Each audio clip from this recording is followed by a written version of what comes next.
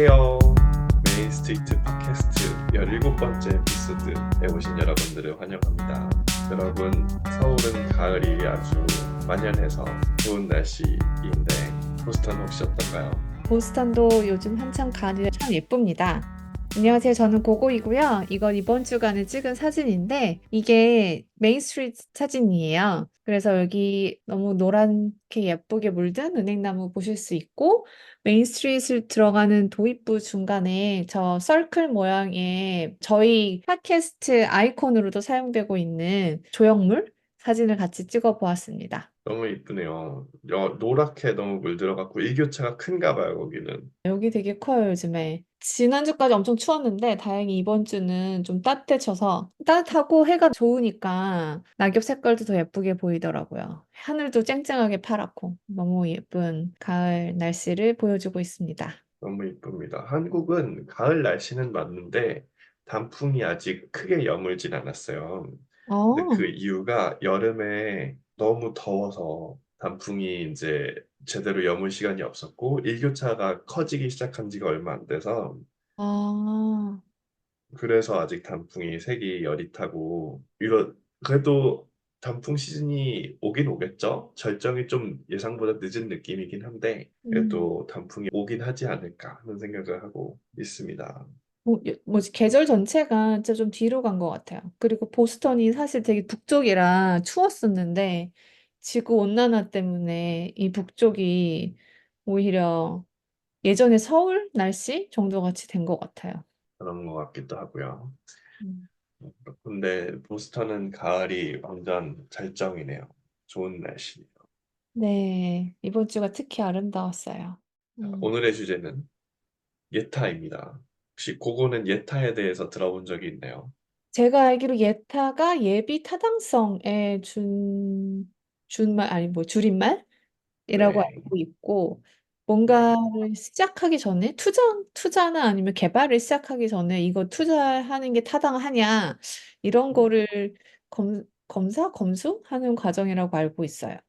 맞아요, 맞아요. 잘 알고 계십니다. 그래서 말만 풀어보면은 예비, 미리, 타당성, 이 일을 하는 게 타당한가 타당하지 않은가를 조사를 미리 하는 사업이에요. 예타라고 줄여서 많이 얘기를 하는데 우리가 보통 예타, 예타, 예타라고 많이 듣는데 그게 뭘까 하고 제대로 생각해 본 적은 없는 것 같을 거예요.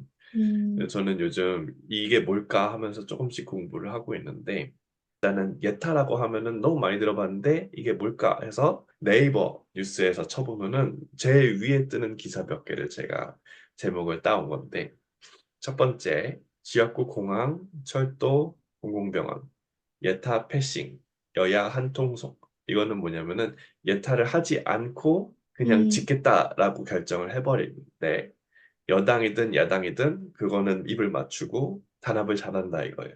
뭐이 음, 예타를 해야 되는데 안 하는 게 문제다라는 기사고요.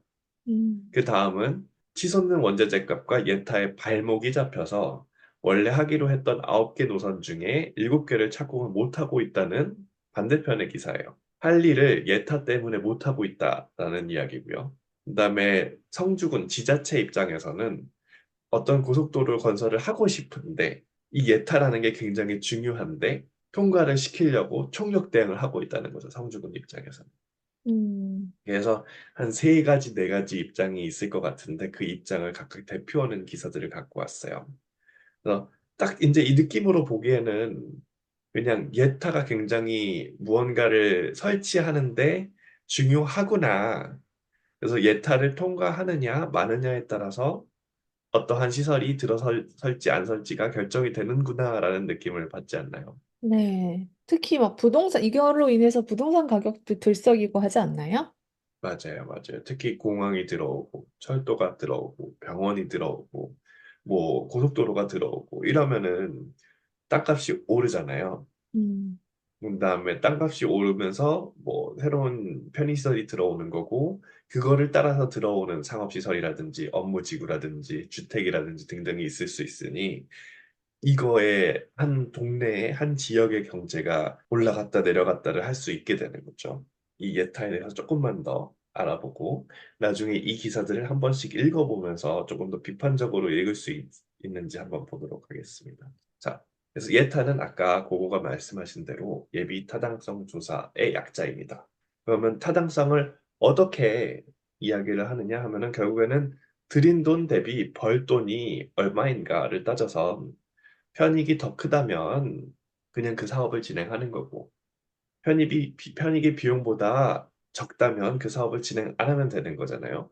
근데 이 편익 비용 분석 예비 타당성 조사를 모든 사업에 할 수 없으니 이제 우리나라 법에는 국가 재정이 500억 원 이상 투입되는 사업에는 예비 타당성 조사를 필히 해야 되는 걸로 나와요. 그래서 삼성 같은 경우에 무슨 우리가 평택의 반도체 공장을 뭐 5조를 들여서 공사를 할 거야 라고 하면은 5조가 비용이 될 텐데 삼성은 돈을 버는 곳이잖아요. 이윤을 추구하는 기업인데 5조 이상을 벌 거를 예상을 했으니 그 5조를 들여서 반도체 공장 공사를 하겠죠. 했고 삼성 측에서는 내부적으로 예비 타당성 조사를 했을 것이고 5조 원을 들였을 때 이만큼의 편익이 나올 것이다. 그리고 편익이 비용보다 더 크기에 공사를 하기로 결정을 한 거죠. 우리나라 사업도 역시 뭐 도로를 건설할 거야, 뭐 무안에 공항을 건설할 거야, 호남에 고속철도 KTX를 놓을 거야 할 때에도 돈이 500억 원 이상 들어가는 큰 사업들이기 때문에 인프라 사업이기 때문에 이 예비타당성 조사를 필히 해야 되는 것으로 정해져 있어요. 어떤 경우에 지금 머릿속에 떠오른 게 막 우면산 터널 뭐 이렇게 국가의 자원이나 땅이나 뭐 이런 거를 변경하는 거를 국가가 아니라 그 개인이 아니라 뭐라고 그래야 되지? 사적 기관? 프라이빗 섹터에서 네, 하는 경우에는 그런 경우에 만약에 그쪽이 부담이 커서 국가 재정이 실질적인 돈이 500억 이상 들어가지 않더라도 뭔가 국가의 그런 자원이나 땅 이런 게 투입이 돼서 그것도 국가가 어찌됐든 투자를 하게 되는 거잖아요. 그런 네. 자원을 사용하게 되니까 그런 경우에는 어떻게 되나요? 그러니까 질문을 다시 하면 500억이라는 게 저기 투입되는 자원 돈이 꼭 돈이 아니라 이렇게 무형의 가치까지도 돈으로 계상된 총 500억 원이면 해당되는 건지 아니면 들어가는 돈만 500억 원 정도인지 궁금해요. 일단은 토지 보상비만 우면산 터널의 경우는 500억이 넘지 않을까요?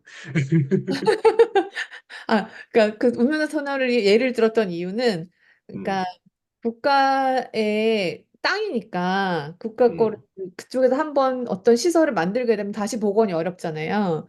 네. 그러니까 비가역적인 투자를 하는 입장에서는 국가도 부담을 하는 건데, 이런 경우에는 국가가 돈을 내지 않고 그 땅을 쓰게 하는 거니까 네. 저런 기준을 할 때 단지 돈만이 아니라 그렇게 뭔가 다른 유형 무형의 자원이 들어가면 그걸 가치를 돈으로 환산해서 같이 더하는 구조인지 그런 게 궁금했어요.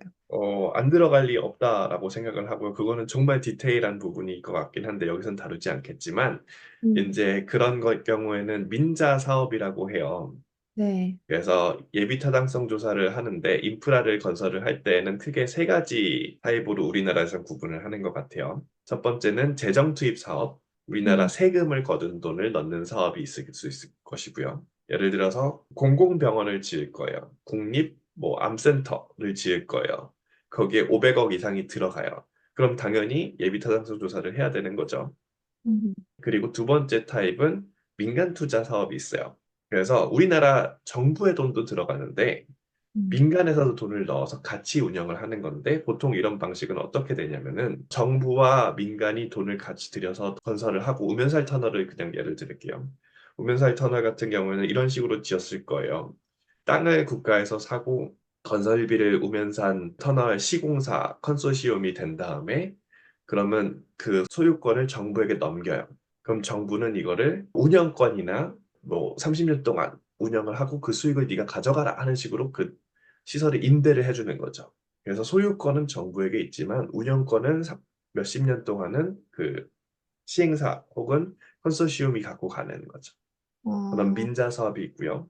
세 번째는 이제 공공기관에서 하는 사업이 있을 거예요. 예를 들어서 서울 지하철 공사가 어디 8호선 연장을 할 것이다. 근데 국가 재정을 넣지 않고 그냥 서울시 뭐 공공기관 돈으로 넣는 거죠. 그래서 한국도로공사가 돈을 넣는다, 한국전력이 돈을 넣는다, 뭐 서울 지하철공사가 돈을 넣는다 이런 식으로 해서 돈을 넣으면은 그 공공기관이 출자하는 거기 때문에 정부 재정이 들어가는 건 아니죠.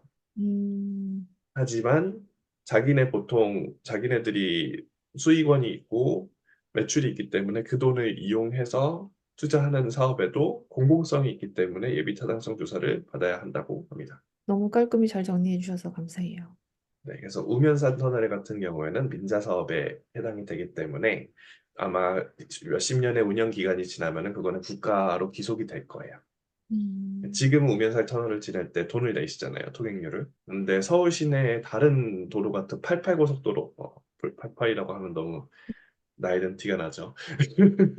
88이 아니라 올림픽대로나 광명북로는 돈을 안 내잖아요. 그 이유는 나라에서 그걸 운영하기 때문인 거고, 우면산 터널 같은 경우에는 민간 기업에서 운영하기 때문에 그 터널 하나 지나는데 요금이 꽤 비싼 편인 거고요.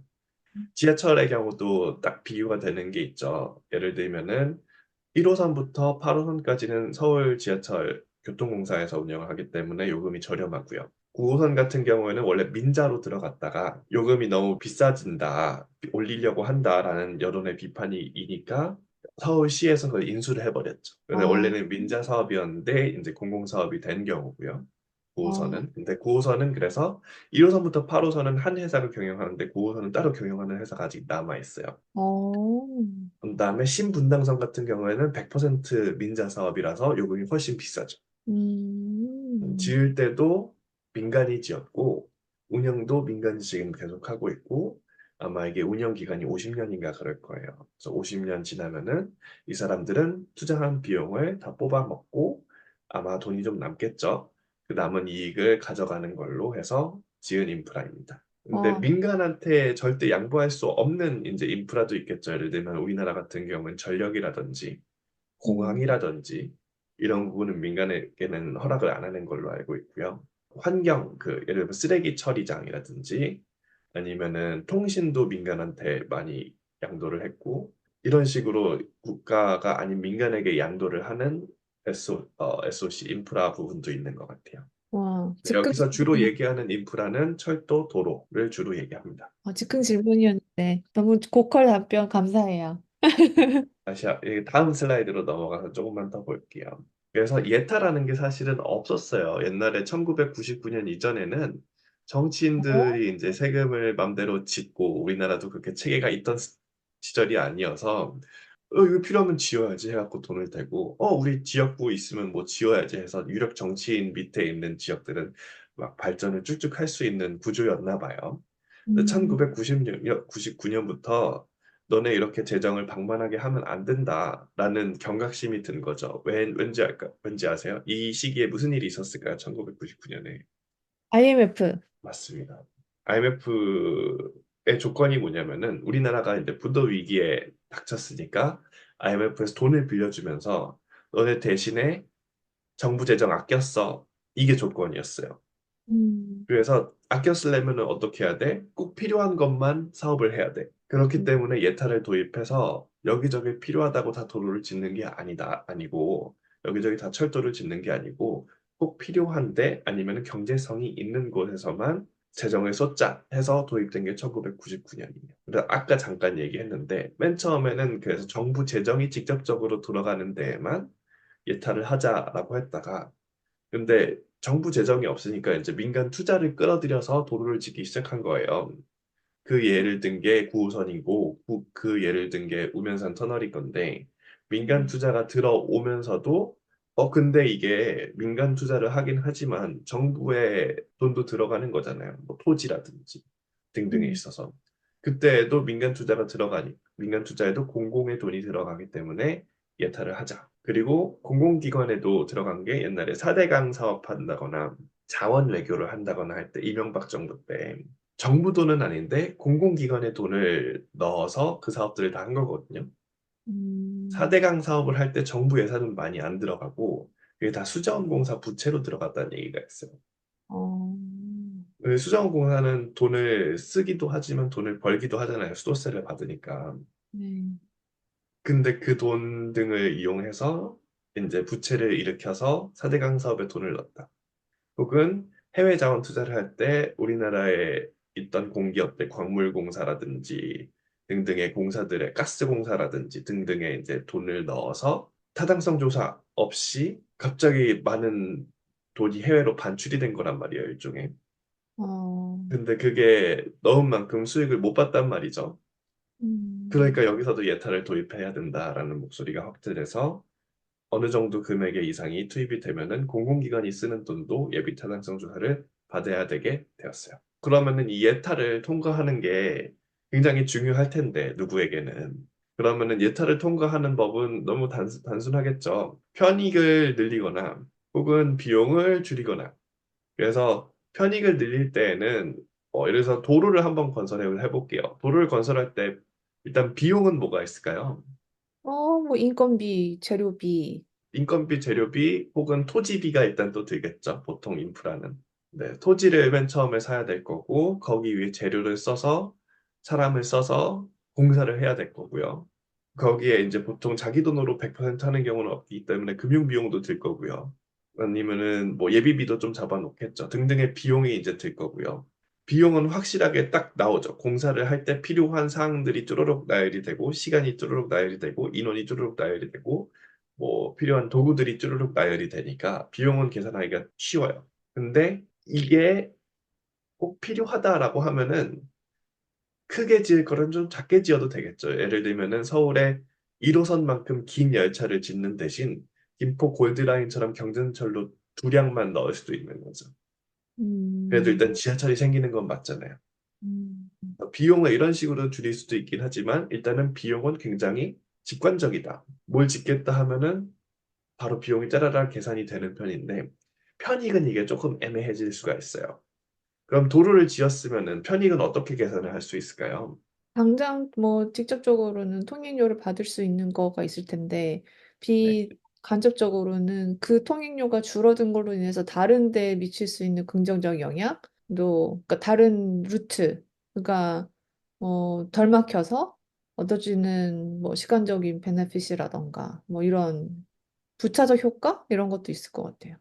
맞아요, 맞아요. 그래서 편익은 그러면은 당장 통행세를 걷는 거, 뭐 고속도로의 경우에는 휴게소를 설치해서 거기서 나오는 수익, 아니면은 아까 말씀하신 대로 예를 들면 서울에서 뭐 세종까지 지금은 2시간 반에서 3시간 정도가 걸리는데 고속도로를 갈아타가면서. 근데 서울 세종 고속도로가 직통으로 뚫리게 되면은 시간이 30분 이상이 준다. 음. 통행량은 몇만 대가 예상이 되는데 그 사람들이 30분을 더 갈 거를 30분을 줄여서 가면은 어느 정도의 편익이 있다. 이거를 다 돈으로 계산을 하는 거죠. 이 사람들의 시간의 가치, 빨라진 교통량, 더 많아진 교통량이 창출하는 경제적 가치. 그러면 거기서 새로 생겨날 수 있는 산업 같은 거에 대한 경제적 효과. 지역 경제에 미치는 뭐 생산 유발 효과 등등을 다 계산을 해서 편익을 계산을 하는 거죠. 그래서 경제적인 편익도 있을 거고요. 아니면은 비경제적 편익도 있을 거고요. 아니면 그거와 또 상관없이 정책과의 일관성 맞는 게 있느냐. 예를 들면은 우리가 평창 올림픽 한다고 KTX를 평창과 강릉에 넣었잖아요. 음, 그게 경제적이어서 넣은 게 아닐 거 아니에요. 왜냐면 그 동네는 사람이 많이 사는 동네가 아닌데 몇 조 음. 원을 들여서 KTX 라인을 넣을 거면은 그 경제적 논리를 뛰어넘는 정책적인 필요성이 있었기 때문에 거기에 돈을 넣게 되는 거겠죠. 그래서 이런 것까지 다 계산을 해서 편익을 계산을 한다는 거죠. 근데 이제 안 좋은 예들이 있죠. 예를 들면은 김포 경전철 같은 경우에는 지옥철로 유명하잖아요. 공항 가는 거예요? 김포 시내에서 김포 음, 공항까지 연결이 되는 경전철이에요. 2량짜리. 그러니까 칸이 음. 2개밖에 없어요. 그다음에 그 지하철의 칸의 크기도 2호선만큼 크지 않고 그거의 절반 정도밖에 안 돼요. 되게 사람이 많이 안 들어가요. 한 양에. 약간 그 관광지에서 보는 그런 건가 보네요. 근데 거기서는 교통수단으로 설치를 한 건데 음, 이제 사람이 미어 터져서 한국 수도권의 대표적인 지옥철로 불리는 어, 지하철입니다. 그다음에 확장도 불가능해요. 이미 지어놓은 거는. 그래서 이거를 예타를 통과하려고 규모를 축소하고 일단은 지하철 노선을 만드는 게 너무 급선무다 보니까 비용을 최대한 줄이기 위해서 그렇게 한 건데 지어놓고 보니 사람들의 불만이 너무 폭발하는 거죠. 안 지어놓은 거보단 확실히 낫긴 하겠죠. 근데 이렇게 사람들이 많이 이용할 줄 모르고 지어 놓으니까 지옥철이라는 얘기가 나오는 거죠. 그게 이제 일종의 한계라고 할 수 있는 거죠. 그래서 지자체 입장에서는 사실은 정부 돈을, 중앙정부 돈을 받아 쓰는 거면은 크고 아름답게 짓는 게 무조건 우선일 텐데, 예산을 만지는 기획재정부 입장에서는 야, 이거 확실히 우리가 편익을 받을 수도 있을지도 모르는 사업인데 음, 이거를 그냥 무작정 돈을 넣는 게 맞냐? 우리가 재정이 화수분처럼 나오는 것도 아닌데 하면서 이거를 단속할 명분도 있는 거고. 그래서 지자체 대 기획재정부가 항상 이거를 두고 입씨름을 하고 있는데 보통은 지자체가 을이고 기획재정부가 갑이에요. 그래서 그러겠죠. 지자체에서는 이제 읍소부터 시작해서 여러저러 정치적인 방법을 해서 예탈을 통과하려고 하고요. 음, 통과가 안 된다면은 뭐 면제를 받으려고 애를 쓰는 거죠. 면제를 받으려면은 특별법이 필요합니다. 그 대표적인 예가 호남 KTX나 강릉 KTX처럼 그냥 계산기를 두드려 봤을 때는 안 나오는데 특별법을 통해서 예탈의 면제를 받아서 이런 중구장대한 인프라를 자기네 동네에 일단 들여놓는 노력이 되겠죠. 강릉 KTX가 아까 얘기한 평창 KTX인 거예요? 맞아요, 맞아요. 종점이 강릉이야. 아, 호남 KTX는 지역 균형 발전 이런 것 때문이었나요? 네, 그 정책과의 일관성에 들어가는 건데, 음, 지역 균형 발전이라는 정책적인 큰 줄기가 우리나라에는 있잖아요.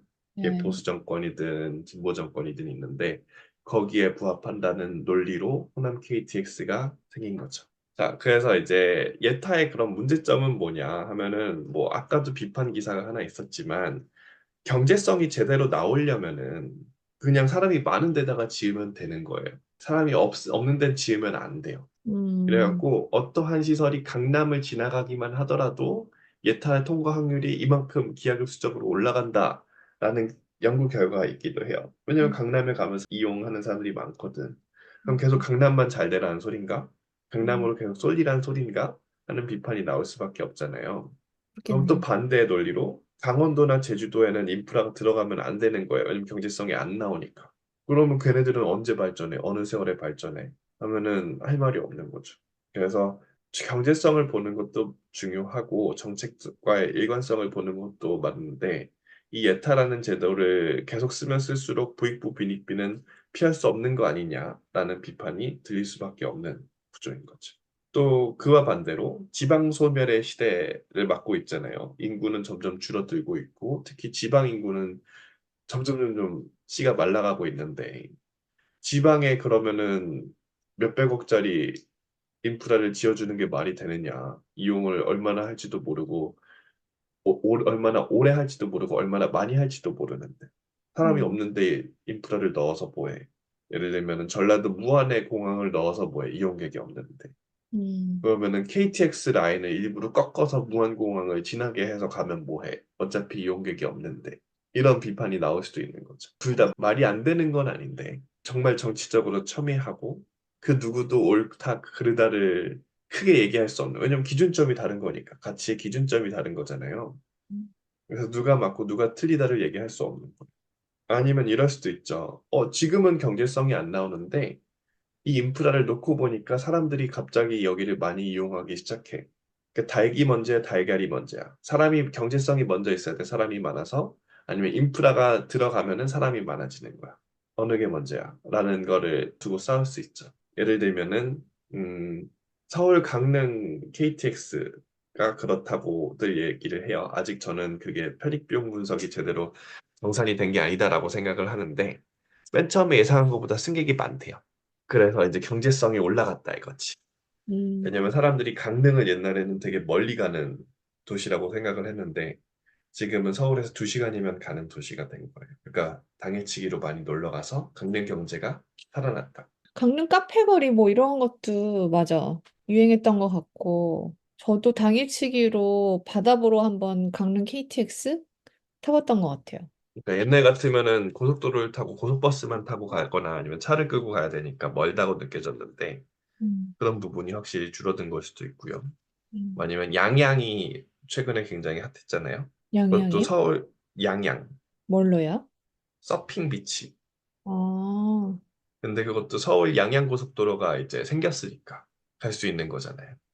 근데 음, 맨 처음에 서울 양양고속도로가 생기기 이전만 하더라도 지금은 주말이면은 저희 원래 본가가 서울 양양고속도로의 초입이라서 잘 아는데 맨 음, 처음에 생겼을 때는 차가 안 밀렸거든요. 근데 주말마다 이제 거기 들어가는 입구가 너무 밀려요, 고속도로. 어, 그러니까 처음에는 예측하지 못했던 수요가 지금은 있는 거죠.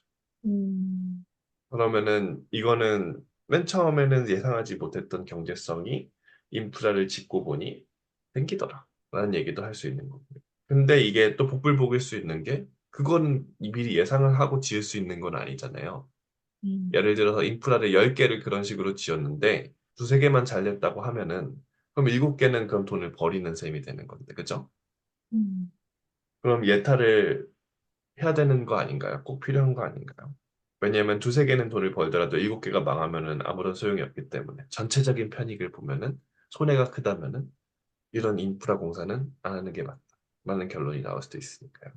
한번 생각해 볼 문제라고 생각합니다.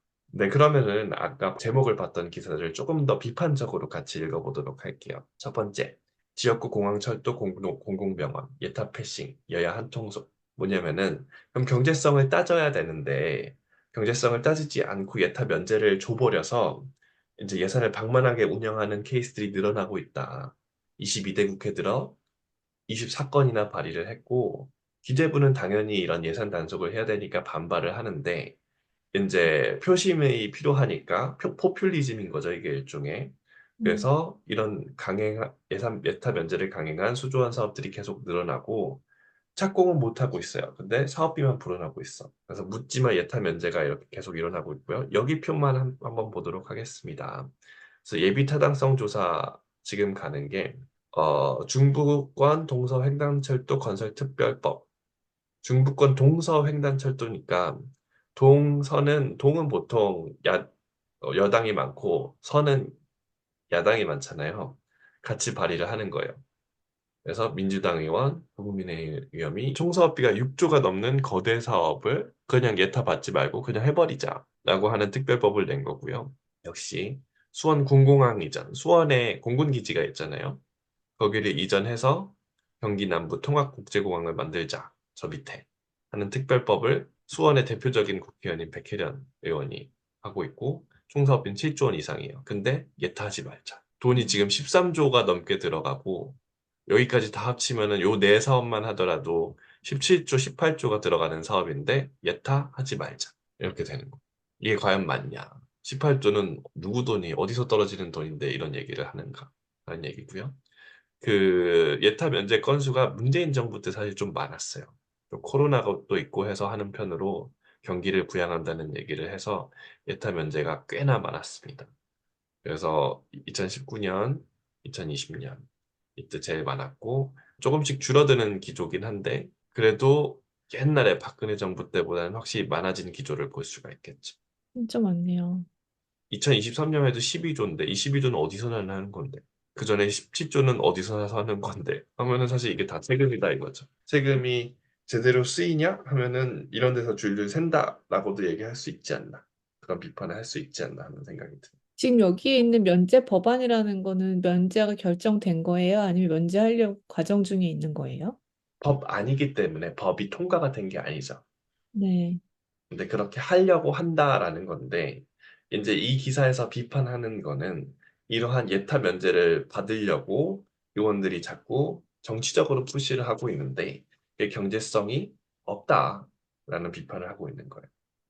이런 아젠다는 여야 합의가 잘 되겠네요. 보통은 그럴 수 있죠. 특히 야당이 지금 다수고, 음, 여당은 이제 기재부랑 친할 거 아니에요. 대통령의 당이니까. 음, 그래서 여야가 일단 야는 수가 많고 여는 대통령 기재부와 이제 정책적인 공조가 가능하기 때문에 이런 법은 통과가 유력하다. 특히 중부권 동서횡단철도는 가능성이 매우 높다고들 얘기를 하죠.